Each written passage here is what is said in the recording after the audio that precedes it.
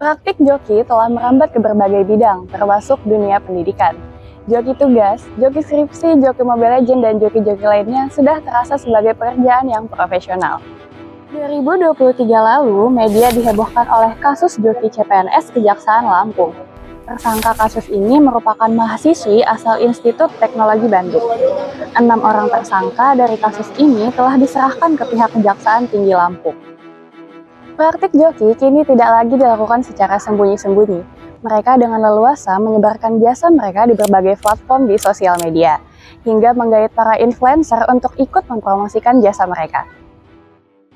Penyedia jasa tentunya muncul karena adanya peluang.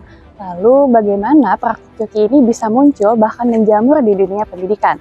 Apakah tekanan nilai yang tinggi membuat mahasiswa rela mengorbankan integritas demi pencapaian instan?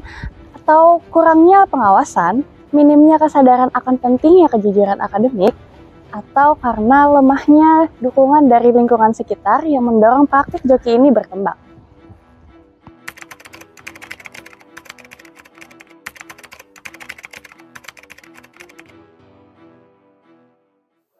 Bagaimana Anda mulai terlibat dalam praktik joki? Saya terlibat sejak 2019 pada saat teman-teman sedang membutuhkan bantuan dalam bidang tugas, dan di situ saya mulai menawarkan. Dari situ sisanya sejarah. Secara tidak langsung saya membutuhkan uang untuk melanjutkan hidup. Jadi pekerjaan yang paling mudah untuk mendapatkan uang dari para pelajar yang bermalas-malasan, karena saya orangnya rajin seperti itu. Apa motivasi utama Anda untuk menjadi penyedia jasa joki? Jujur, untuk keuangan finansial saya stabil, namun saya ingin membantu teman-teman awalnya, sampai akhirnya ada beberapa klien dari luar mulai masuk. Dari situ saya mulai melihat keuntungan yang lumayan besar di bidang ini. Apakah Anda memiliki kriteria tertentu dalam memilih klien? Oh, tidak. Yang penting ada dua. Ya, ada dua yang penting.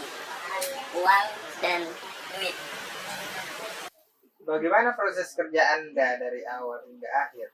Misalnya, apakah klien memberikan tugas lengkap atau hanya memberi instruksi saja? Saya selalu meminta instruksi lengkap dari klien supaya tidak ada kesalahan.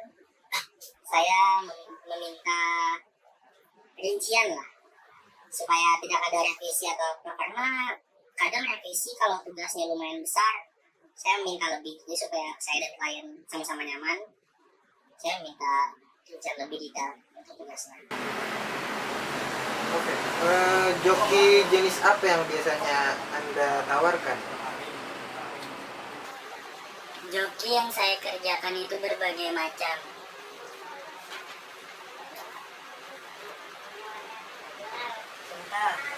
Contohnya seperti artikel, tugas harian dari dosen, tugas ketik, tugas tulis tangan. Seperti itu saja, Pak. Intinya asal ada uang, saya pun berjalan. Berdasarkan pengalaman Anda, apa alasan utama klien menggunakan jasa joki? Apakah tekanan akademik, kurangnya waktu, atau ada alasan lain? Mayoritasnya kebanyakan karena mereka bermalas-malasan. Minoritasnya karena mereka tidak bisa membagi waktu. Gitu. Bagaimana Anda menangani risiko ketahuan oleh pihak institusi? Apakah Anda memiliki strategi? Ya, tentu saja. Saya punya strategi saya. Dan untuk strategi itu tidak bisa saya bicarakan. Terakhir, apa pesan Anda kepada mahasiswa yang sering menjoki? Untuk mahasiswa-mahasiswa yang sering menjoki, jangan sering-sering menjoki. Kalau urgent boleh, karena ada satu klien saya, ya orang tuanya meninggal, tidak ada waktu untuk mengerjakan tugas, dan itu UAS, ya salah satunya jalan ya jokian. Kalau tidak ada jokian, tidak ada jalan keluar waktu itu. Dan mungkin ada kompensasi dari dosen, tapi ya, jokian jadi jalan keluar lah untuk hal-hal urgent seperti itu. Tapi kalau bisa jangan joki. Saya dalam joki, kalian gak berpengaruh. Praktik joki adalah bentuk pengkhianatan terhadap pendidikan dan diri sendiri. Mengandalkan orang lain untuk menyelesaikan tugas atau ujian menunjukkan adanya kelemahan karakter dan ketidakmampuan menghadapi tantangan. Menggunakan joki adalah bentuk kecurangan atau pembohongan. Joki bukanlah solusi, melainkan sebuah perangkap yang merusak kredibilitas, mengikis etika, dan menciptakan mentalitas instan yang merusak. Mereka yang menggunakan joki telah memperoleh nilai di atas kertas sekaligus kehilangan kejujuran dan rasa percaya diri mereka.